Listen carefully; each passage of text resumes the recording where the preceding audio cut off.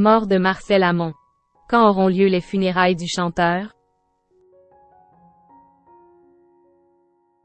Mercredi 8 mars, Marcel Amont s'est éteint à l'âge de 93 ans entouré de ses proches. L'AFP a dévoilé que les obsèques du chanteur se tiendraient dans la plus grande intimité, avant que les fans ne puissent se recueillir sur sa tombe. C'est une véritable légende de la chanson française qui nous a quittés mercredi dernier. Marcel Amont, grand nom du musical, s'est éteint à l'âge de 93 ans, entouré de son épouse Marlène et de ses enfants.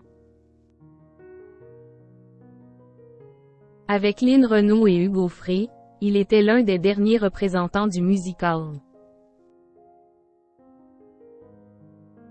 Il était un artiste complet, capable de faire sourire et rire, de faire réfléchir ou pleurer, a expliqué le producteur Jean-Pierre Pascalini. Depuis l'annonce de sa disparition, les hommages se sont succédés sur les réseaux sociaux pour saluer la mémoire de ce grand monsieur de la musique, qui a inspiré toute une génération. Au début de ma carrière, il m'avait donné ma chance.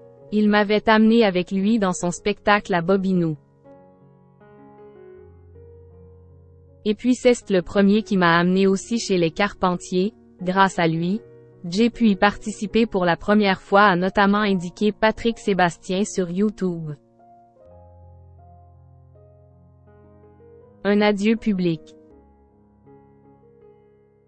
De son côté, son ami Serge Lama a rappelé que Marcel Amont était intervenu pour sauver sa voix après un terrible accident de voiture qui avait coûté la vie à sa fiancée de l'époque. Il restait donc à savoir quand les nombreux fans du chanteur allaient pouvoir lui rendre un dernier hommage. Les funérailles de l'artiste se dérouleront dans la plus stricte intimité familiale, indique son entourage à l'AFP. En revanche, ses fidèles auditeurs pourront venir se recueillir. Un adieu public à Marcel Amont est organisé du 15 au 19 mars, de 14 h à 17 h, au funérarium de Nanterre. Selon les vœux de l'artiste, il n'y aura pas de cérémonie et la crémation se fera dans la plus stricte intimité, écrit un journaliste de l'AFP sur Twitter, rapportant les propos de son producteur. Les fans du chanteur devraient donc se rendre en nombre au funérarium des Hauts-de-Seine pour un dernier adieu à celui qui les aura fait vibrer pendant plus de 60 années de carrière.